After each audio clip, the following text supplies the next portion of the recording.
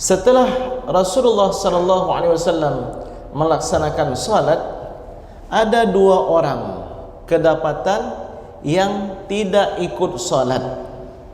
Kenapa nggak ada riwayat yang menyebutkan bahwa ada kaum wanita yang tertawan hatinya atau tergila-gila memandang wajah Rasulullah sallallahu alaihi wasallam? Disebutkan oleh para ulama, Muhammad bin Sammah al-Kufi ini tidak pernah meninggalkan salat berjamaah sekalipun, kecuali sekali.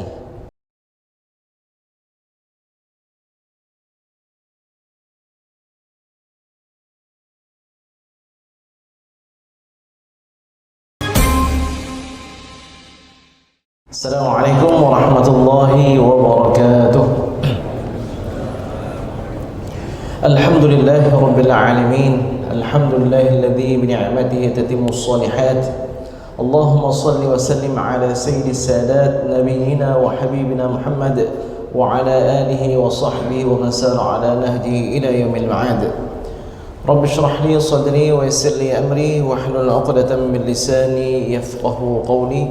Allahumma 'allimna ma yanfa'una wanfa'na bima 'allamtana. Rabbana zidna 'ilman warzuqna fahma. Amma ba'd. Bapak Ibu sekalian, jamaah salat Maghrib dan Isya yang dimuliakan oleh Allah Subhanahu wa taala, mari sama-sama kita memasang niat i'tikaf. Nawaitu al-i'tikafa fi hadzal masjid lillahi ta'ala. Pada malam yang berbahagia ini kita akan melanjutkan kajian hadis-hadis hukum dari kitab Bulughul Maram yang dikarang oleh Imam Al-Hafidh Ibnu Hajar Al-Asqalani. Pada malam berbahagia ini kita akan melanjutkan kajian hadis-hadis seputar salat berjamaah. Hadis yang diriwayatkan oleh Imam Al-Bukhari, Imam Muslim dan juga Imam Ahmad dari Yazid bin Al-Aswad radhiyallahu anhu. Bunyi hadisnya, annahu shalla ma'a Rasulillah sallallahu alaihi wasallam salat as-subhi. Bahwa Yazid bin Al-Aswad ini suatu pagi salat bersama Rasulullah sallallahu alaihi wasallam. Salat apa? Salat subuh. Falamma shalla Rasulullah sallallahu alaihi wasallam idza huwa birajulaini lam yusalliya. Setelah Rasulullah sallallahu alaihi wasallam melaksanakan salat, ada dua orang kedapatan yang tidak ikut salat. Ada kedapatan dua orang ada di situ tapi enggak salat. Fada'a bihima. Lalu Rasulullah SAW memanggil keduanya. Faji'a bihima tur'adu firaisuhuma. Ketika didatangkan menghadap Rasulullah SAW, keduanya gemetaran. Nampak pipinya gemetar, badannya pun gemetar. Dibahas oleh para ulama kenapa? Hibatan, karena kewibawaan Rasulullah sallallahu alaihi wasallam. Banyak sahabat enggak berani memandang wajah Rasulullah sallallahu alaihi wasallam. Seperti Umar enggak berani memandang wajah Rasulullah sallallahu alaihi wasallam. Kenapa?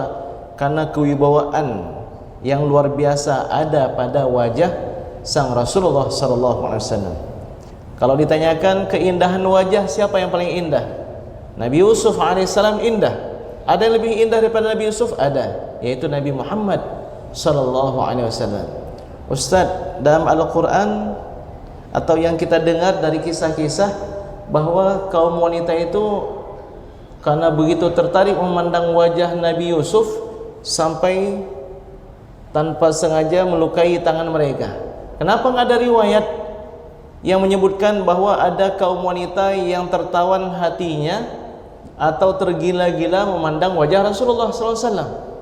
Para ulama mengatakan wajah Rasulullah SAW di samping tampan, memiliki keindahan, juga ada hibah, ada kewibawaan. Yang orang memandang wajah beliau tidak menimbulkan nafsu, tapi justru semakin segan dan takut kepada Allah Subhanahu wa taala. Jadi dua orang ini didatangkan kepada Nabi dalam kondisi gemetaran. Faqala lahuma, di waktu itu Rasulullah SAW bertanya kepada keduanya, ma mana'akuma an tusalliya ma'ana, kenapa kalian tidak ikut salat bersama kami?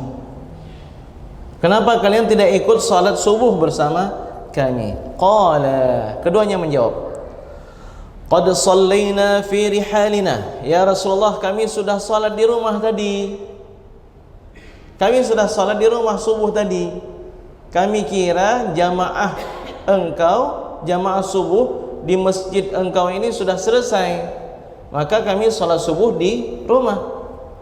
Apa dijawab oleh Rasulullah SAW? Fala taf'ala, jangan kalian buat lagi ya. Idza sallaituma fi rihalikuma, walaupun kalian sudah melaksanakan salat di rumah kalian, thumma adraktumal imam, kemudian kalian menjumpai imam, walam yusalli, yang imam tersebut belum melaksanakan salat atau belum selesai salatnya, fasalliya ma'hu, salatlah kalian bersama sang imam, fa innaha lakuma nafilatun, karena salat yang kedua itu yang berjamaah kalian lakukan bersama imam itu akan menjadi salat sunnat, tambahan keutamaan dari salat yang kalian lakukan sebelumnya. Sidang hadirin hadirat Bapak sekalian yang dimuliakan oleh Allah Subhanahu wa taala. Jadi hadis ini kembali menegaskan kepada kita tentang pentingnya salat berjamaah. Walaupun salat berjamaah itu pendapat yang paling kuat bukan wajib, dia adalah sunnah secara pribadi. Kalau salatnya sudah dilaksanakan, kalau salat jamaahnya ada, kita menghadirinya itu hukumnya sunnah. Tapi salat berjamaah harus ada di negeri, karena hukumnya fardu kifayah. Kalau sudah dilaksanakan, mendatanginya hukumnya sunnah. Itu berdasarkan pendapat yang paling kuat, terutama dalam mazhab kita, mazhab al-Imam Asy-Syafi'i. Walaupun dia itu sunnah, tidak selayaknya kita tinggalkan. Kisah Muhammad bin Samma'ah Al-Kufi, salah seorang ulama, salah seorang hamba Allah yang saleh, tinggal di Kufah. Disebutkan oleh para ulama, Muhammad bin Sammah Al-Kufi ini tidak pernah meninggalkan salat berjamaah sekalipun. Bahkan selalu hadir ketika imam takbiratul ihram, kecuali sekali pada salat zuhur suatu hari, yaitu ketika ibunda beliau meninggal dunia. Dia sibuk mengurus ibunya sampai dikuburkan, dan salat subuh berjamaah di masjid sudah lewat, sudah selesai. Muhammad bin Sammah Al-Kufi sangat sedih. Lalu karena dia ingin mengejar ketinggalannya, dia lakukan salat zuhur itu sebanyak 25 atau 27 kali. Tujuannya apa? Supaya bisa menjangkau ketinggalan dari fadilat salat berjamaah. Setelah 27 kali dia melaksanakan salat, tentu siapapun kita keletihan. Jadi Muhammad bin Sammah Al-Kufi pun tertidur. Dalam tidurnya dia bermimpi, mimpi orang-orang yang soleh, ya, yang paling benar, yang paling jujur di antara kalian tutur katanya, hati dan fikirannya yang paling benar dan jujur mimpinya. Jadi Muhammad bin Sammah Al-Kufi bermimpi. Dalam mimpinya dia mendengarkan ada seruan, telah kami lihat engkau telah melaksanakan salat zuhur sebanyak 25 atau 27 kali. Tapi wahai Muhammad bin Samma'ah Al-Kufi, bagaimana dengan aminnya para malaikat? Maksudnya apa?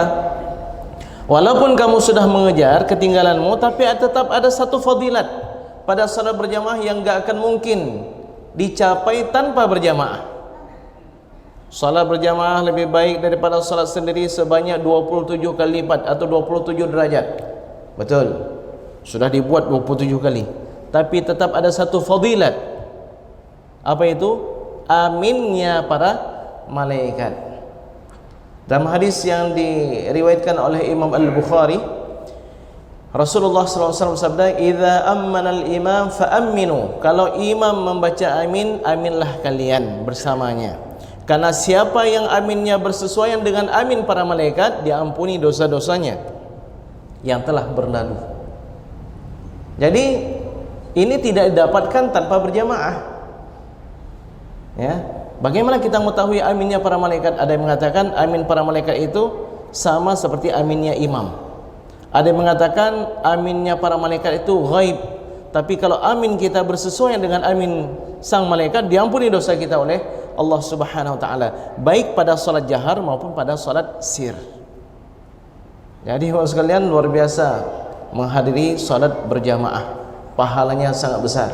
Dan kita pun merasakan itu. Berbeda salat di rumah sendiri atau salat di rumah berjamaah dengan salat berjamaah di masjid.